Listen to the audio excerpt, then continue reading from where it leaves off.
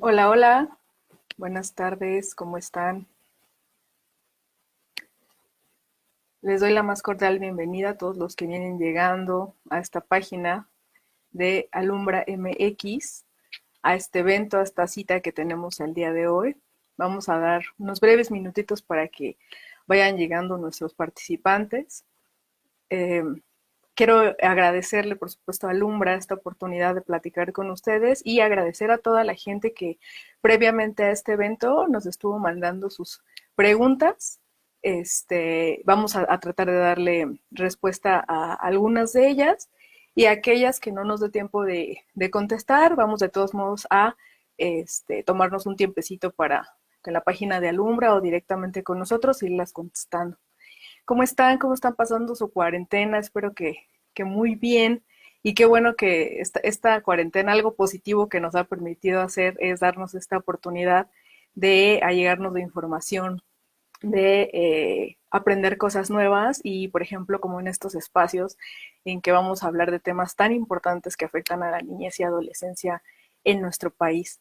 Esta plática que vamos a tener el día de hoy, recuerden que es parte de una serie de conferencias, de pequeños conversatorios que a iniciativa del Early Institute, que es parte del proyecto Alumbra MX, una luz contra el abuso sexual de niñas, niños y adolescentes.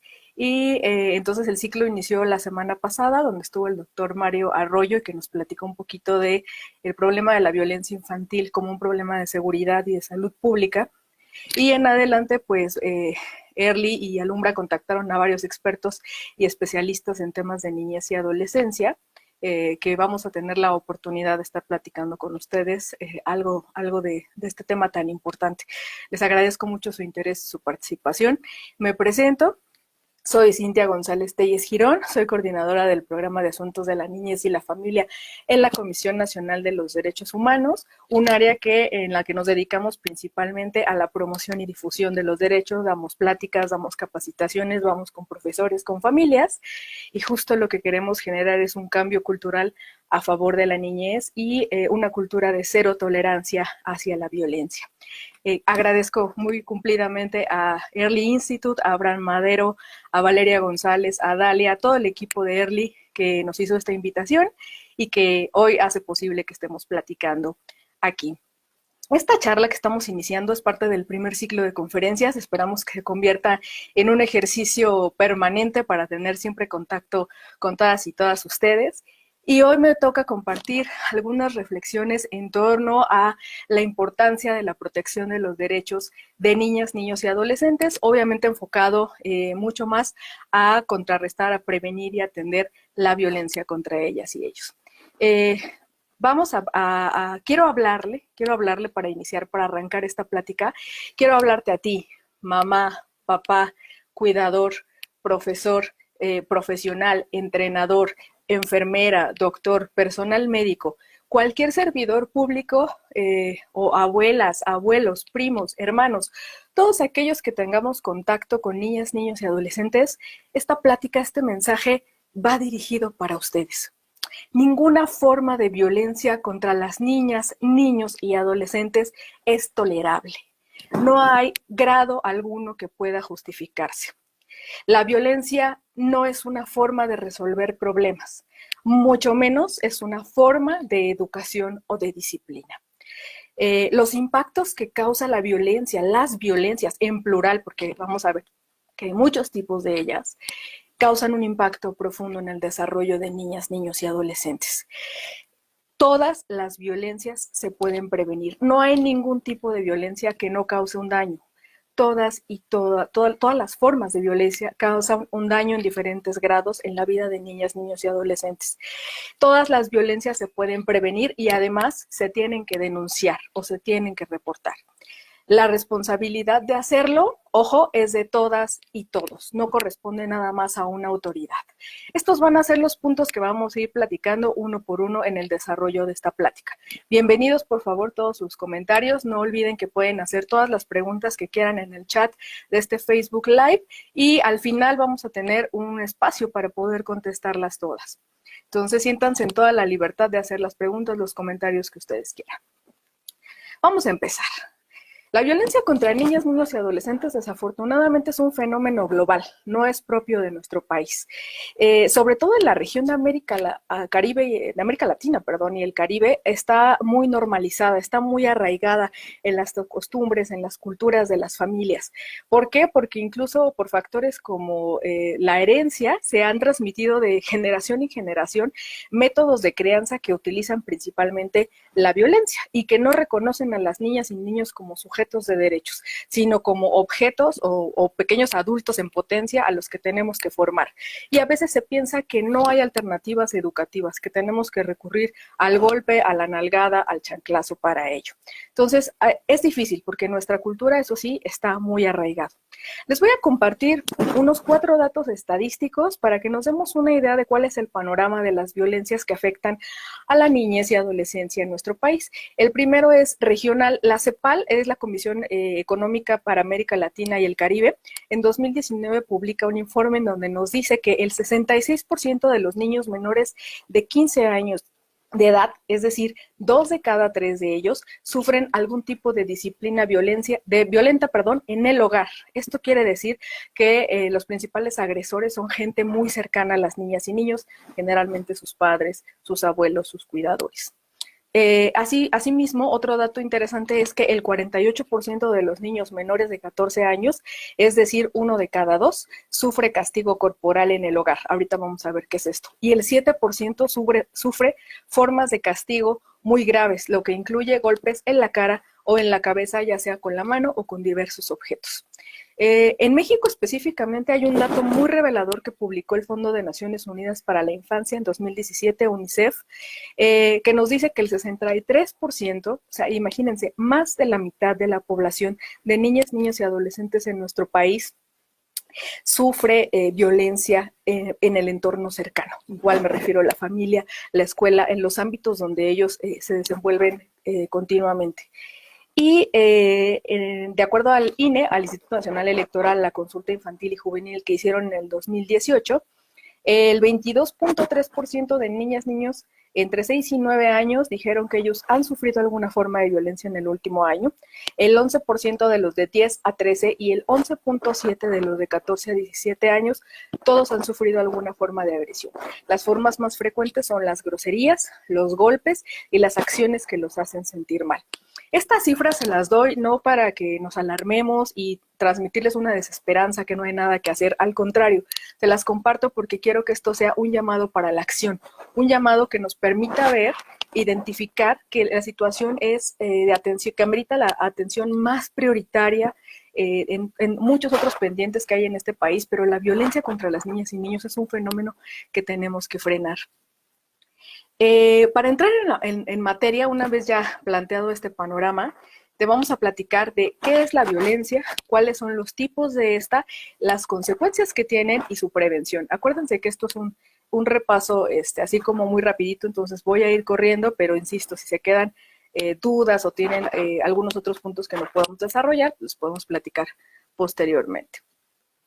¿Qué es la violencia? De repente hemos escuchado por ahí muchos conceptos, hablamos de violencia familiar, hablamos de maltrato, hablamos de abuso sexual, de negligencia, de castigo corporal y nos confundimos en esta marea de conceptos. Realmente todos son válidos y todos los podemos utilizar en los distintos ámbitos. En la Comisión Nacional de los Derechos Humanos nos gusta utilizar el término violencia porque es genérico y consideramos que puede englobar a todos los otros tipos de violencia, es el concepto más amplio. Y dentro de estas formas dentro de este concepto genérico de violencia, desde luego hay unos tipos que conviene especificar porque la atención y la prevención a cada uno de ellos se da de manera distinta. La OMS, la Organización Mundial de la Salud, por ejemplo, utiliza el término maltrato infantil, pero digamos que puede ser en cierto punto equiparable al término violencia.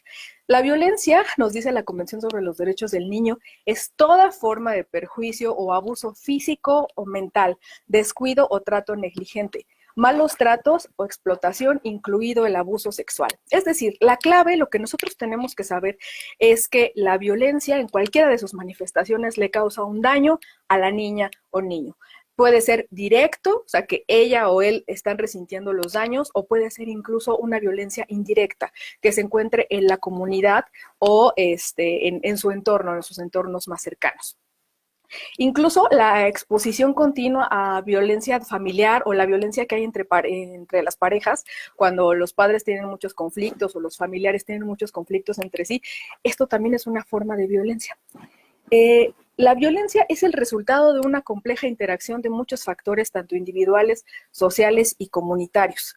Hay ciertos mitos en torno a la violencia que tenemos que romper. Por ejemplo, la violencia no es exclusiva de un grupo social.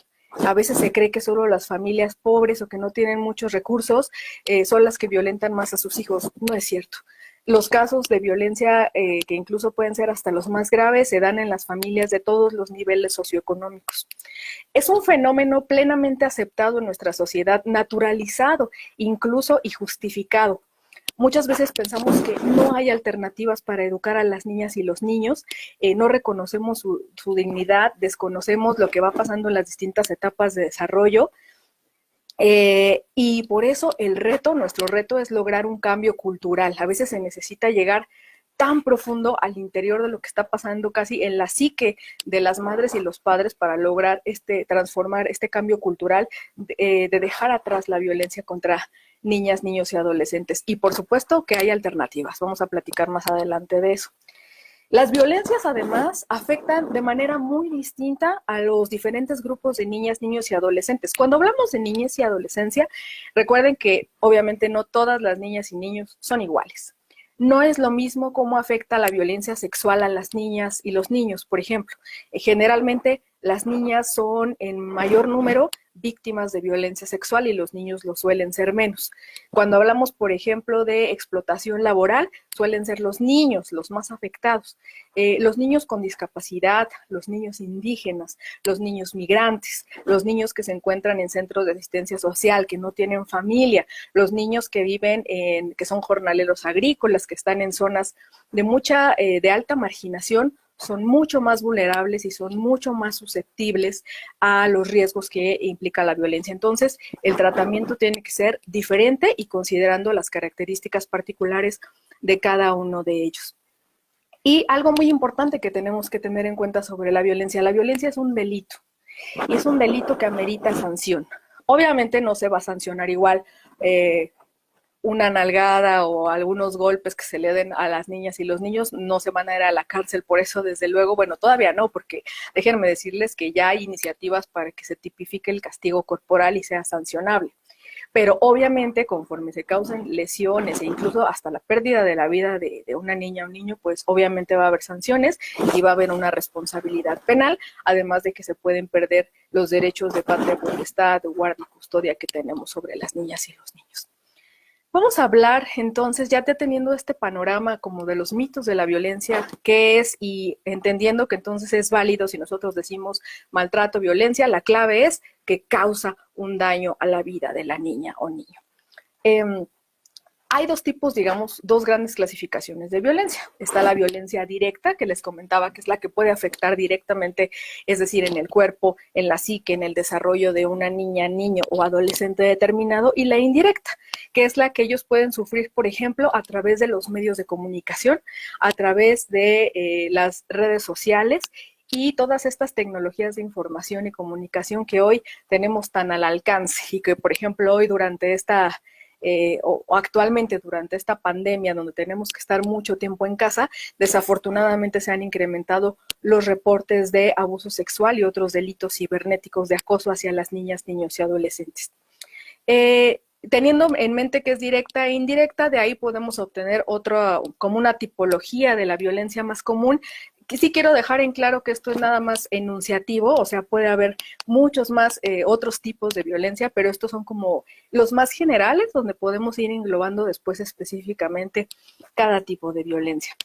Primero tenemos la más visible, la más fácilmente identificable, que es la violencia física, que son golpes con cualquier objeto, parte del cuerpo, sin importar su intensidad o duración. Por ejemplo, pellizcos, patadas, nalgadas con cinturón, quemaduras, mutilaciones, etcétera. Y ojo, porque muchos papás dicen, es que yo nada más le doy una nalgada a mi hijo, eso no es violencia.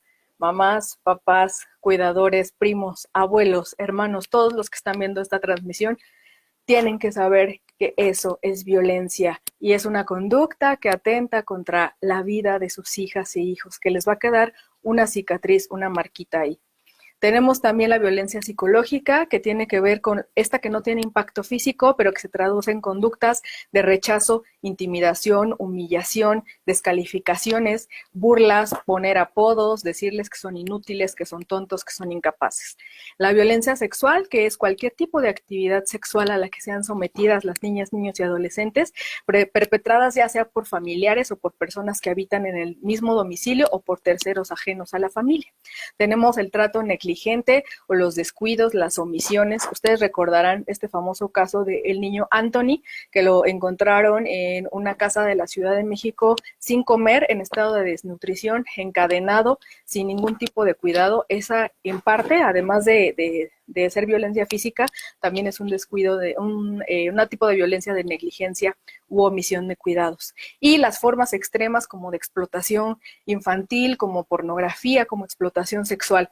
Hay otras formas, por ejemplo, como la violencia entre niñas y niños, que no es la que ejercen adultos, pero también están expuestos ellos en la escuela. El ejemplo más fácil, el bullying o el acoso escolar. Y además la violencia a través de tecnologías de la información y la comunicación, como el grooming, el sexting, la información engañosa o violenta, o el cyberbullying. O sea, ya no solo se da en la escuela, sino además trasciende y ahora se va a las redes sociales. ¿Cuáles son las consecuencias de la violencia? Fíjense que en marzo, muy recientemente, hace 2 meses, cuando empezó esto de la pandemia, en la ONU se presentó un informe sobre el estado de la violencia contra las niñas y niños en el mundo. Y ahí la relatora nos habla de que los niños hoy en día están expuestos a un fenómeno que se llama polivictimización. Esto quiere decir que la violencia que ellos sufren en un determinado entorno se puede transmitir o trascender a otros ámbitos. El ejemplo más claro, la violencia que una niña, niño o adolescente sufre en la familia generalmente se traslada a la escuela y después se puede trasladar incluso a la comunidad, teniendo como resultado entonces o que el niño finalmente está expuesto a muchas formas de violencia en todos los ámbitos, casi, digamos que no hay lugar seguro para las niñas y los niños. Además de las afectaciones físicas, fíjense que la violencia tiene consecuencias en la salud mental de niñas, niños y adolescentes devastadoras. Todas las formas de violencia pueden generar, entre muchos otros trastornos, ansiedad, depresión, sentimientos de soledad, desánimo, trastornos límites de la personalidad, afectaciones a nivel de desarrollo del cerebro, dificultades para el aprendizaje, enfermedades, embarazos obviamente forzados, no deseados, uniones matrimoniales forzadas, ¿no? Matrimonios forzados, perdón. Puede generar incluso, y todos estos síndromes, todos estos trastornos mentales que se van a presentar en la vida de la niña o niño, simplemente no lo van a dejar ser una persona plena, no van a permitir que él o ella sean felices. Hay 2 síndromes muy importantes que les quiero mencionar, porque no necesariamente todos los niños y niñas van a presentar depresión, pero por ejemplo está el síndrome de la indefensión aprendida. Este síndrome es causa de que cuando nosotros en la niñez recibimos muchos regaños y los padres tienen un estilo de crianza muy autoritario en donde todo es regaño, todo es castigo, todo es golpe, entonces el niño va entendiendo en su psique que no puede hacer nada, que no tiene herramientas de afrontamiento para ir enfrentándose, valga la redundancia, a los retos de la vida diaria, y entonces él se siente que no tiene nada que hacer. ¿Y eso en qué se refleja? Que cuando eres adulto y tienes que a lo mejor ir a reclamar una autoridad, exigir tu derecho o incluso ir a votar a unas elecciones, tú dices, ¿para qué? De todos modos no me van a hacer caso, no voy a hacer nada. Y entonces nos convertimos en adultos apáticos, que somos incapaces de defendernos, de exigir nuestros derechos, todo porque nos enseñaron cuando éramos niños que lo que nosotros pensábamos y decíamos simplemente no importaba. Y otro síndrome que es muy común y muchos de nuestra generación, de mi generación, lo sufrimos, que es el síndrome del impostor, donde tu familia a lo mejor te exigió tanto no te dio oportunidad de valorar, de sentirte que eras capaz de hacer las cosas, o te calificaba de inútil, tonto, que no sabías hacer las cosas. Y aunque tú en la vida vayas teniendo logros, resulta que piensas que eres un fraude, que nunca es suficiente, y vas por la vida de manera inconsciente tratando de satisfacer o de ser aceptado por tus padres y luego por tus otras relaciones de pareja, amigos, trabajo, y obviamente esto no te deja ser feliz. Fíjense que de acuerdo a la Organización Mundial de la Salud, hasta un 50% de las niñas y niños eh, llegan a presentar trastornos mentales en la edad adulta que son causa de violencia o de afectaciones que sufrieron durante su niñez. O sea, realmente hay que echarnos un clavado en estos trastornos que podemos generar. Y ya para ir cerrando, que me queda ya escasos 2 minutitos para concluir esta plática y que pasemos a las preguntas y respuestas, que es importante porque quiero escuchar sus comentarios. ¿Qué podemos hacer para prevenir? Tenemos que saber, que nos quede bien claro que las violencias se pueden prevenir, son evitables. No nos sintamos derrotados y sintamos que ya no hay nada que hacer. Claro que lo podemos prevenir. Y desde nuestros diversos ámbitos tenemos muchas herramientas. Una, por ejemplo, como padre, como madre, como cuidador, te invito a que hagas una reflexión, que te acuerdes cuando tú eras niña o niño. ¿Qué te gustaba? ¿Cómo te trataban tus papás? ¿Te gustaba? ¿No te gustaba? ¿Qué te hacía feliz? ¿Qué no te hacía feliz? ¿Cómo estás tratando hoy a tus hijas e hijos? ¿Estás repitiendo patrones? ¿Estás siendo igual de violento? ¿Te enseñaron a que las nalgadas son la única forma de que el niño te haga caso? Entonces, piénsalo y no descartes una terapia psicológica, una atención terapéutica, ayuda muchísimo para que trabajemos estas partes y nos convirtamos en mejores madres y padres. Tenemos que cuestionar nuestro papel como cuidadores y como madres. ¿Qué quiero? ¿Quiero obediencia absoluta? Ojo, esto puede ser peligroso porque es incluso un factor de riesgo para las niñas y niños. Y tú les enseñas que siempre hagan lo que todos los demás adultos les digan, ojo, porque puede encontrarse un adulto que trate de abusar de ellos, y por complacer a ese adulto y porque tener en la mente la idea de que el niño siempre tiene que obedecer al adulto, puede permitir ser víctima de abusos sexuales o de otro tipo de agresiones. Entonces, cuidado. Y acuérdate, la mejor forma de educar es con el ejemplo. No importa tanto las palabras que salen de tu boca, sino el ejemplo que tú le das a las niñas y los niños. ¿Quieres que tu hijo sea ordenado? Sé ordenado tú. ¿Quieres que respete a sus compañeros, a sus mayores? Respétalos tú. ¿Quieres que no discrimine? Entonces tú enséñale con tu ejemplo que no debe discriminar a los demás. Tenemos además para prevenir que una herramienta valiosísima, que es buscar información en todas las redes sociales. Y en el internet ahora, por ejemplo, esta plática nos permite tener algunos elementos, pero hay una serie de materiales maravillosos en la red que tú puedes encontrar sobre, por ejemplo, técnicas de crianza positiva, qué hacer para controlar berrinches sin violencia, qué hacer para ayudar a, no sé, por ejemplo, controlar esfínteres, qué hacer si tú te estás desesperando, te estás sintiendo demasiado enojado y ya no sabes cómo reaccionar, hacer unos espacios de tiempo fuera, cuidar tu propia salud mental, porque si tú no estás bien, obviamente no vas a poder cuidar bien. Entonces, acuérdense, no nacemos sabiendo ser padres y madres. Y no es que las mujeres tengamos un instinto y nosotras ya sabemos, no, no, no, no, no. Hombres y mujeres necesitamos aprender. Esto es como una carrera, es como una licenciatura. Yo debería de haber una licenciatura para ser padre y hasta posgrado, porque ya después cuando tu hijo se convierte en adolescente, bueno, ahí vienen otros retos todavía mayúsculos. Entonces, necesitamos prepararnos y buscar información. Algo muy importante, hay que escuchar a las niñas y los niños. Su opinión es importante, señoras, mamá, papá, que me estás escuchando. Siéntate con él, que te platique lo que siente. No juzgues. Cuando de repente los papás se asustan, cuando los psicólogos o en otras fuentes vemos el consejo de sé amigo de tu hijo. Ok, bueno, no vamos a llegar al grado de que seas amigo de tu hijo así como él trata a sus pares. Eso es una fantasía. Pero lo que sí puedes hacer es fomentar una relación cercana, de confianza, donde tu hijo te cuente cosas. ¿Por qué tu hijo en la adolescencia te deja de contar cosas? Porque lo juzgas, porque lo calificas sus acciones, porque le dices todo el tiempo que eso está mal, que eso no lo debe de hacer, pero no le explicas por qué, no le enseñas a ver por qué te incomoda esa conducta, y a veces reacciona solamente con un enojo, con un coraje, con un castigo. Acuérdense, el castigo nos sirve para educar. A los niños hay que enseñarles que toda acción tiene una consecuencia, no es castigo y premio. Es acción-consecuencia y la consecuencia puede ser negativa o positiva dependiendo de la conducta que ellos cometieron. Entonces hay que enseñarles a responsabilizarse por sus acciones. Y en los centros escolares, en las escuelas, en los centros de asistencia social, en el servicio público, lo que tenemos que hacer es elaborar protocolos para saber qué hacer cuando atendemos estos casos de violencia, porque si no, no sabemos dónde se denuncia, no sabemos a quién acudir y luego nos da muchísimo miedo y ese es otro de los puntos indispensables para la prevención. Tenemos que despejar dudas sobre la denuncia. ¿Esto qué significa? Que, por ejemplo, a veces tenemos miedo a reportar un caso de violencia que es de nuestra familia o del entorno cercano o un vecino porque tenemos miedo de las represalias. Bueno, claro, es natural que sintamos este miedo, pero ¿qué crees? Ese niño, si tú no lo ayudas, probablemente nadie lo va a ayudar.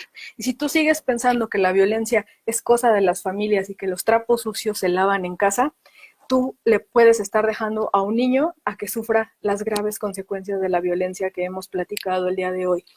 Los niños muchas veces no pueden defenderse ellos mismos, nos necesitan a nosotros. Acuérdate que es una obligación legal, está en la Ley General de los Derechos de Niñas, Niños y Adolescentes, que toda persona que tenga conocimiento de un hecho que lesiona los derechos de las niñas, niños y adolescentes debe de ser denunciado.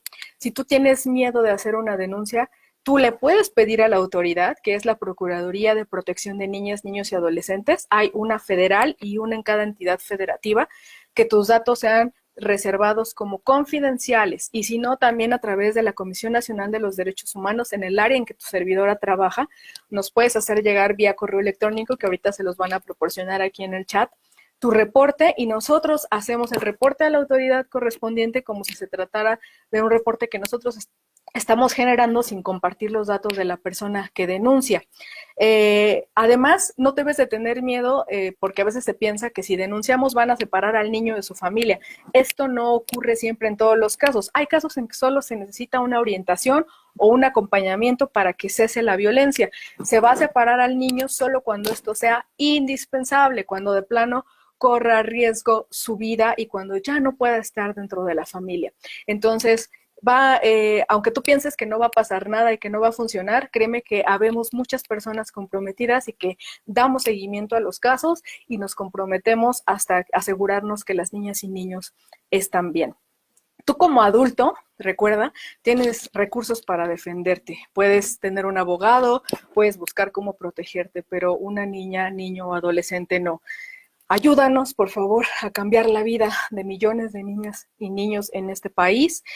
Te necesitamos de nuestro lado. Por favor, súmate a los proyectos de Alumbra, continúa buscando información y prepárate para ser una mejor mamá, un mejor papá, un cuidador, un abuelo, un hermano, un profesor, una persona responsable de niñas, niños y adolescentes. Con esto vamos a cerrar porque si no me como el tiempo y yo quiero escuchar las preguntas de toda la audiencia, que estoy viendo muchísimos comentarios. Voy a leer algunas.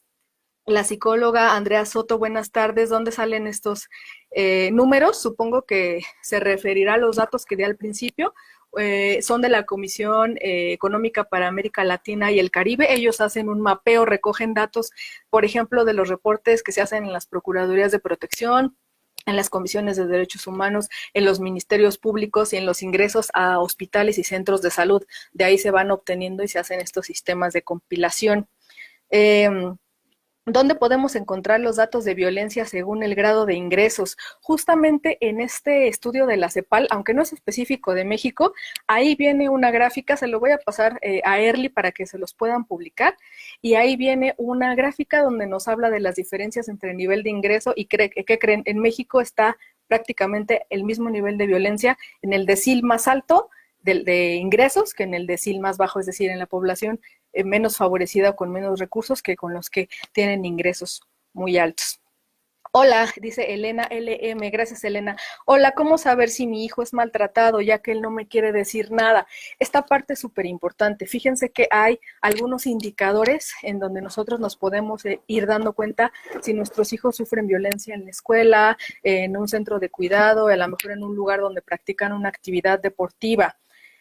No todos son iguales, pero en general les puedo mencionar el niño tal vez empieza a tener pesadillas, ya no se quiere juntar con otros niños, deja de hacer las actividades que antes le gustaban, tiene miedo a acercarse a una persona en concreto, empieza a tener trastornos de alimentación o no, o ya no quiere comer igual o empieza a comer mucho. Si es abuso sexual, por ejemplo, puede empezar a tener conductas regresivas como mojar la cama otra vez, destruir sus juguetes, destruir sus cosas, inventar pretextos para ya no ir a la escuela. Todos estos indicadores son signos de alerta. Entonces, si tú, Elena, estás viendo alguno de estos signos, es importante que platiques con él, no lo juzgues y dile que si cualquier cosa que él necesite, tú vas a estar ahí para apoyarlo. Y es importante también que busquemos apoyo de los profesionales. Como papás no lo sabemos todo. Necesitamos a lo mejor una orientación tanto jurídica para saber qué va a proceder si efectivamente detecto el caso, como psicológica, sobre todo para cuidar el bienestar de mi hija o de mi hijo. Lourdes González nos pregunta, ¿el comportamiento rebelde en una niña de 10 años es reflejo de que ha sufrido violencia o se siente agredida? No necesariamente, Lourdes. Fíjate que por eso tenemos que conocer las etapas o lo que va pasando en cada etapa de desarrollo de niñas, niños y adolescentes, porque, por ejemplo, en la primera infancia, a partir de los 2 años, los berrinches van a ser el pan de cada día de las madres y los padres. Muchos que están en el chat, que los conozco, tienen hijos pequeños y saben lo que es lidiar con eso. Fíjate que los berrinches son parte del crecimiento.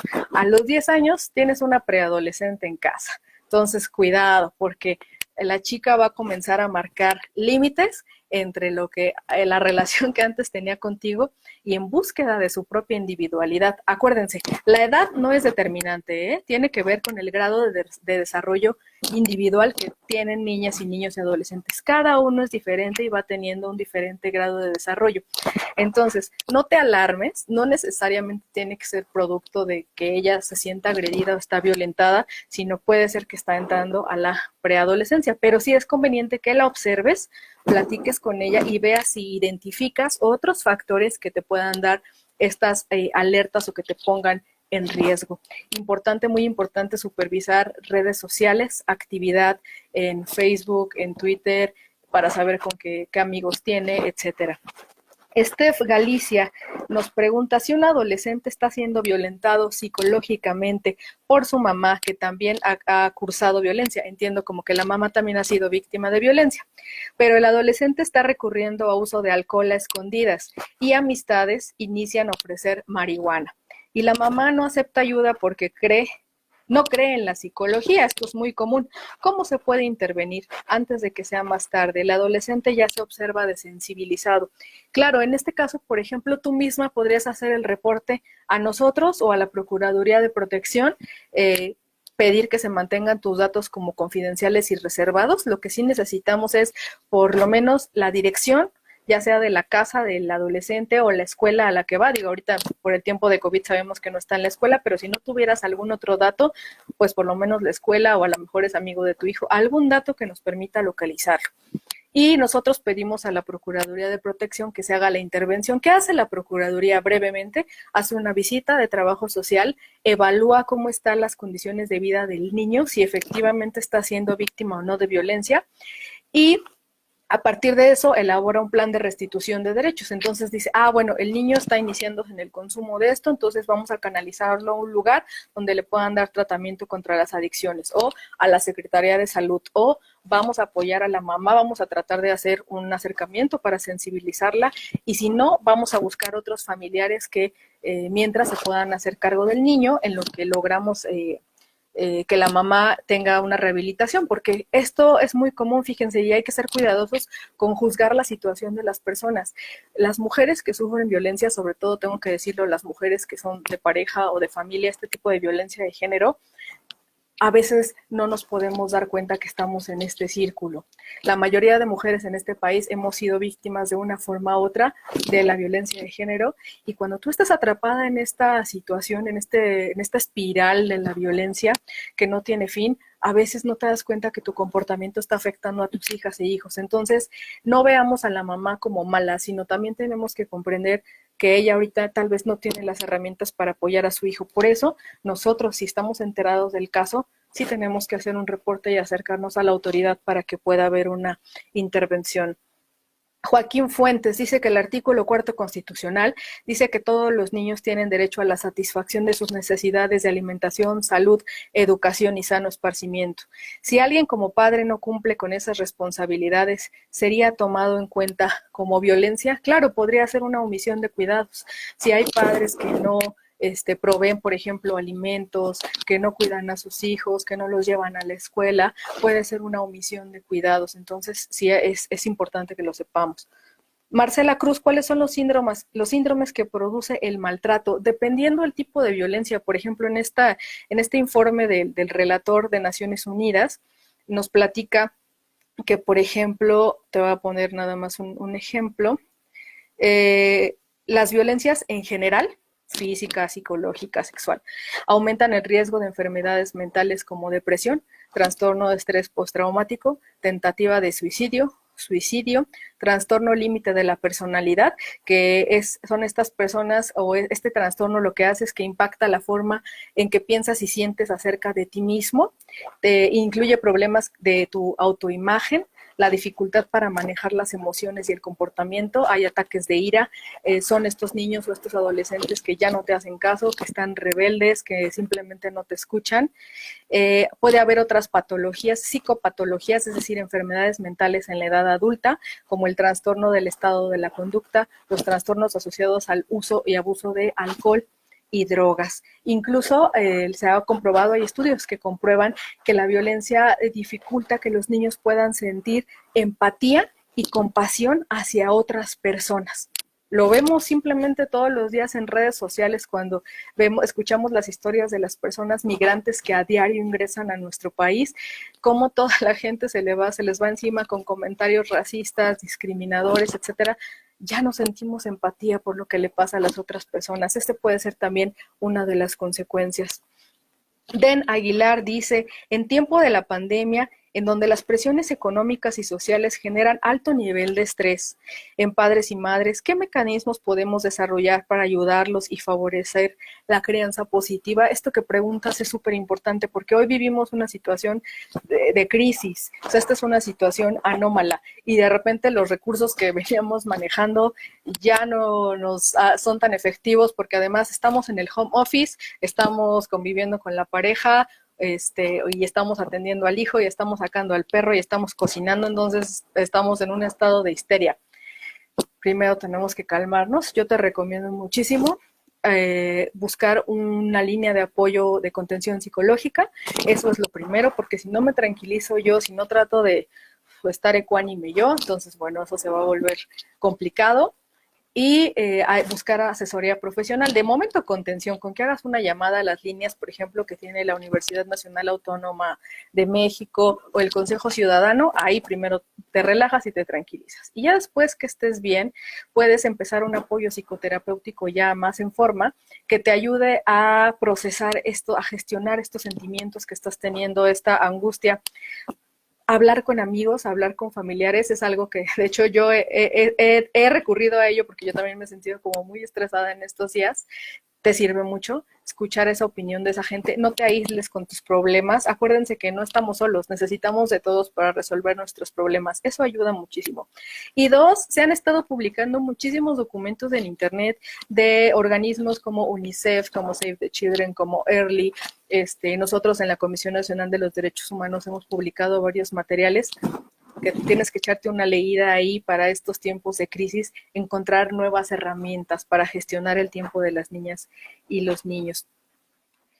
Mayo, y bueno, tenemos una serie de preguntas aquí, por favor le pido al equipo de Early, ustedes me dicen cuando me detenga, si no, yo me puedo seguir aquí un buen rato.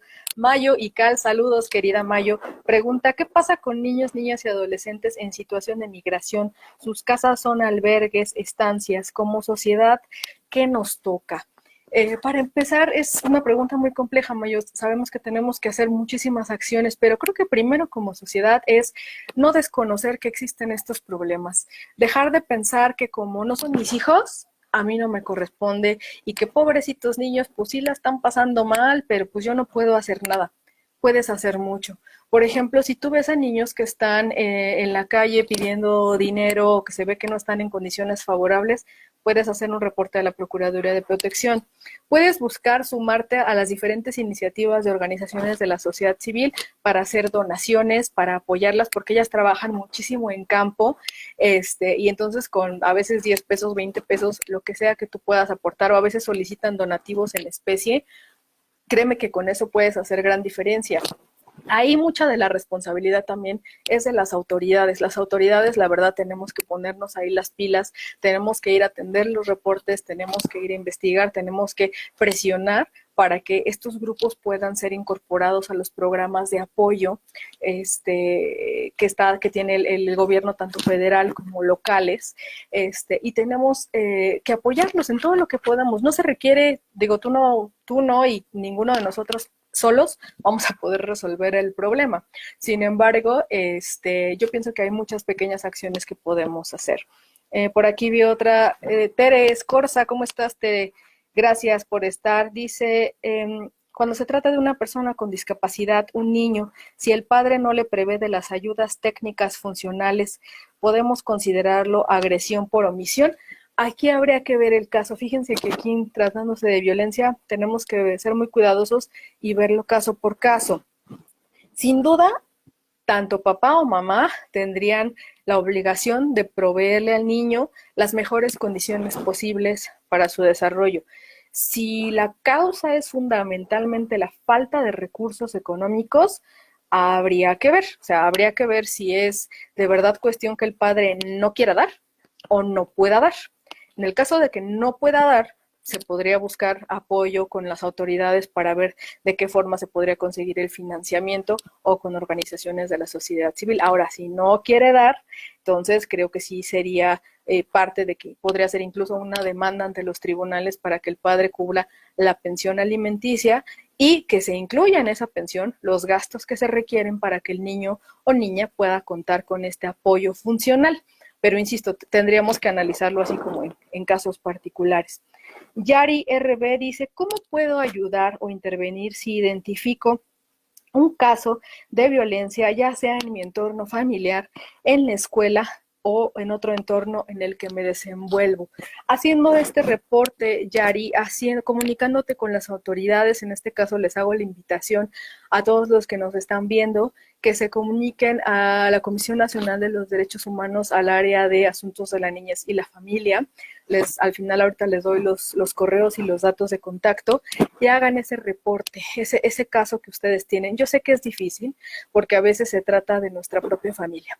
A veces es nuestra hermana, nuestro hermano, a veces es nuestro tío, a veces es el abuelo, pero créanme que esa intervención que ustedes pueden hacer le puede estar cambiando la vida o salvando la vida a una niña, niño o adolescente. Entonces yo te invito, Yari, a que hagas el reporte si quieres a través de Early y Early nos pasa los datos o directamente al contacto de la comisión que ahorita voy a mencionar.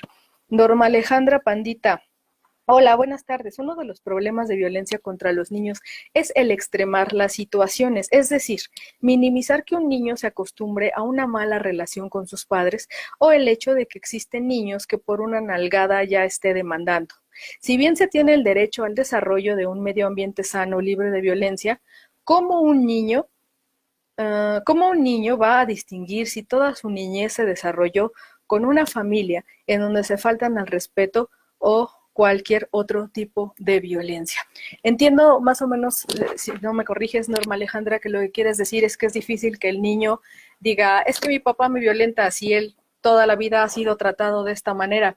Me viene a la mente que ahora con motivo del 10 de mayo estuve viendo algunos videos de estas plataformas de videos cortos en donde de verdad me hicieron reflexionar sobre cómo la violencia y los malos tratos son mucho más comunes de lo que yo sí me daba una idea, pero ahora que lo veo de cerca y que podemos enterarnos de la vida privada a través de estas plataformas, bueno, es tremendo.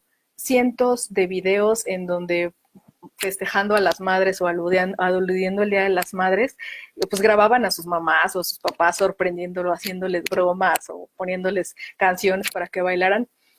Y los papás y las mamás hablándoles con groserías a sus hijos tremendamente. Desde el insulto con P hasta todo el abecedario de groserías. Y muchas veces los papás también, digo, los hijos se dirigen hacia los papás. Desafortunadamente, cuando la conducta está tan normalizada y se vuelve parte de nuestra interacción cotidiana, es muy difícil que el propio niño sepa que está siendo víctima de violencia. Incluso muchos de nosotros nos llegamos a dar cuenta de que fuimos o que en algún momento sufrimos violencia hasta que somos adultos.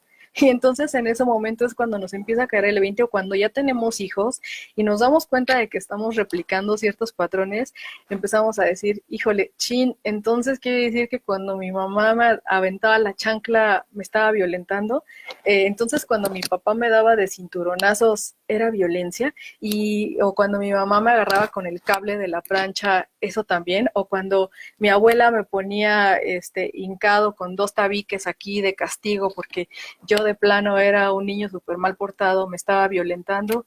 Sí, sí nos estaban violentando. De hecho, creo que la mayoría de nosotros, hay pocos los que podemos decir que nuestros padres nunca nos pegaron, que no nos dieron por lo menos ni un jalón.